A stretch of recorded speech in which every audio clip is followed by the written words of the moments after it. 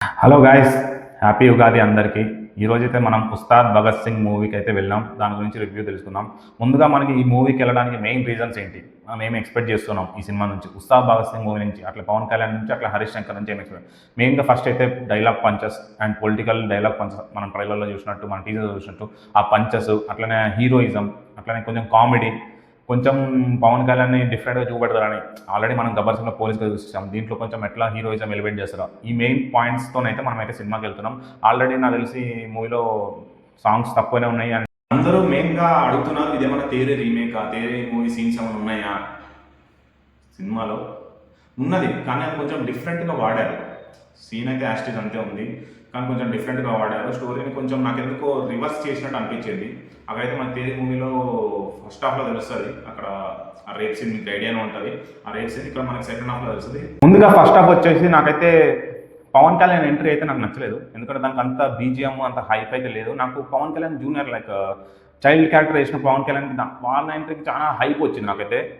నాకు ఎందుకో ఫస్ట్ హాఫ్లో ఫస్ట్ 40 minutes బీజిఎం అనేది నాకు ఎందుకో చాలా స్లో ఉంది. సినిమా కూడా స్లోగా వెళ్తుంది.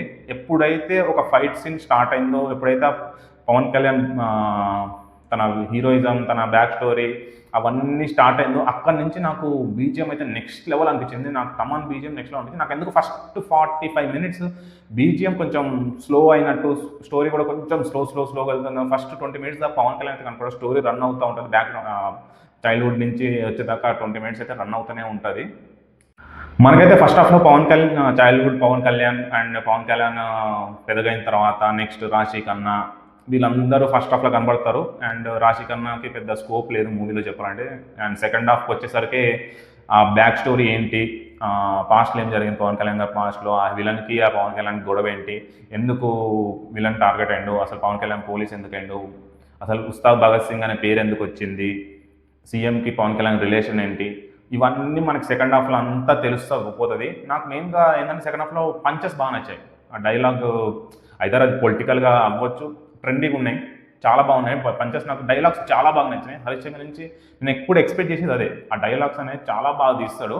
నాకు ఈసారి డైలాగ్ చాలా బాగా చేశాడు. కొంచెం ఎట్లా చెప్పాలంటే మన భగవద్గీత అది డైలాగ్ ఉంది కదా, అట్లా కొంచెం పురాణాలు టచ్ ఇచ్చుకుంటా అట్లా డైలాగ్ చాలా బాగున్నాయి, చాలా ఎఫెక్టివ్గా ఉన్నాయి. పవన్ కళ్యాణ్ చాలా బాగా సూట్ అయింది. అండ్ సెకండ్ హాఫ్లో శ్రీలీల ఉంటారు, శ్రీలీల ఉన్న పవన్ కళ్యాణ్ గారి ట్రాక్ నాకు మెయిన్.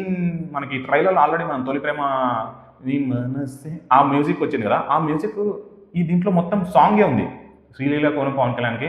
అది కూడా నో డ్యాన్స్, జస్ట్ బ్యాక్గ్రౌండ్లో పోలీస్ జరుగుతుంటేనే, పోలీస్ వర్క్స్ జరుగుతుంటే ఆ పాట వచ్చింది. నాకు చాలా మంచిగా అనిపించింది. నాకు బ్యాక్గ్రౌండ్ స్కోర్ చాలా బాగా అనిపించింది. ఫస్ట్ హాఫ్ 45 minutes వదిలేస్తే మిగతా సినిమా అంతా చాలా బ్యాక్గ్రౌండ్ స్కోర్ అయితే ఎక్సలెంట్ ఉంది.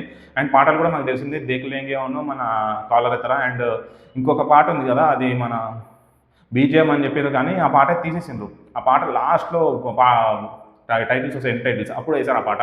మరి ఏమైందో దానికి మనకైతే తెలియదు, ఇంకా ఏం రాలేదు. నాకు మెయిన్గా ఫస్ట్ హాఫ్ 45 minutes తర్వాత ఎప్పుడైతే ఆ ఫైట్స్ ఆ స్టోరీ తెలుస్తుందో అప్పటి నుంచి అయితే నాకు చాలా బాగా నచ్చింది. ఆ ఫస్ట్ 40 minutes కొంచెం స్లోగానే ఉంది.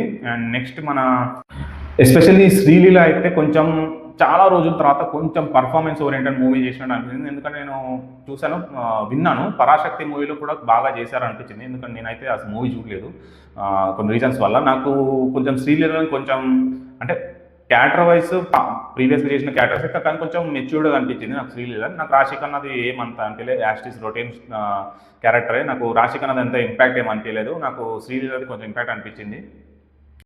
ఓవరాల్గా పర్ఫార్మెన్స్ చూసుకుంటుంటే యాస్టిస్ Pawan Kalyan one man show.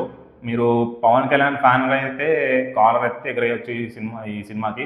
ఆ డైలాగ్స్కి, ఆ పొలిటికల్ సెటైర్స్కి, ఆ డ్యాన్స్కి, ఆ యాక్షన్కి, అట్లనే గన్తో ఉన్న సీక్వెన్స్కి మీరు ఫిదా అయిపోతారు. పవన్ కళ్యాణ్ ఫ్యాన్స్ అయితే ఫుల్ ఖుషీలో ఉంటారు. నాకు ఎస్పెషల్లీ హరీష్ శంకర్ నుంచి మేము ఇవే ఎక్స్పెక్ట్ చేస్తున్నాం. కానీ ఈ మూవీ అయితే కల్ట్ మూవీ అయితే కాదు. మీరు రాసే ఇప్పుడు హాలిడే సీజన్, అందరికి ఎగ్జామ్స్ అయిపోయినాయి, సో మీరైతే వెళ్ళి చూడొచ్చు. కల్ట్ మూవీ, మీరు గబ్బర్ సింగ్లా కల్ట్ మూవీ అయితే ఎక్స్పెక్ట్ చేయొద్దు. వెళ్ళాలి, సినిమా చూడాలి, వచ్చేయాలి అంతే.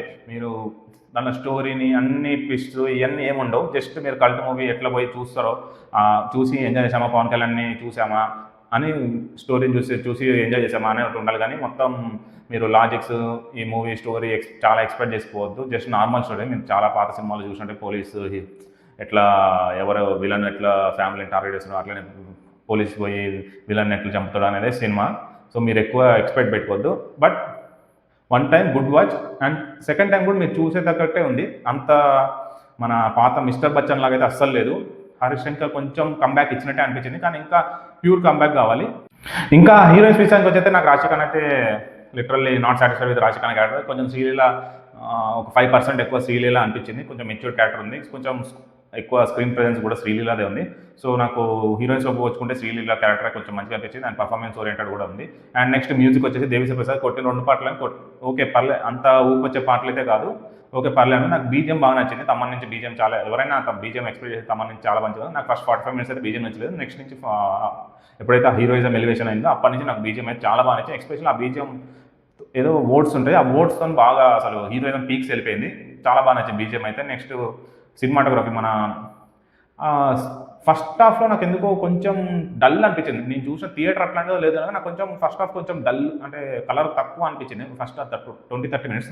తర్వాత నుంచి ఎప్పుడైతే పీకే ఎంట్రీ అయినరో అప్పటి నుంచి చాలా బాగా సినిమాటోగ్రఫీ చాలా బాగుంది. నాకు కొన్ని షార్ట్స్ అయితే చాలా బాగా నచ్చినాయి. అతను గన్ ఫైట్ చేసుకుంటూ వస్తుంటే కింద బుల్లెట్స్ పడేటి, ఆ లెగ్ మీద బుల్లెట్స్ పడేవి చాలా బాగుంది. అట్లాంటి షార్ట్స్ చాలా ఉన్నాయి, చాలా బాగున్నాయి. అట్లా స్లో మోషన్ సాంగ్స్ కూడా చాలా బాగున్నాయి. ఇంకా ఈ మూవీ చూడాలంటే నా ఒపీనియన్ ప్రకారం అయితే మీరు ఏది హరిబరిగా వెళ్ళాల్సిన అవసరం లేదు. ఇది ఎట్లయినా ఉగాది, రంజాన్ వీకెండ్ మీకు చాలా డేస్ ఉంటాయి మీరు చూడడానికి. మీరు హాయిగా ప్రశాంతంగా వెళ్ళి చూడొచ్చు. వన్ టైం పక్కా వాచ్. పవన్ కళ్యాణ్ కోసం అయితే వాచ్ చేయొచ్చు. అట్లనే డైలాగ్స్, హరీష్ శంకర్ డైలాగ్స్ అయితే మెయిన్గా, అట్లనే తమన్ బీజిఎం కోసం అయితే మీరు పక్కా వాచ్ చేయొచ్చు.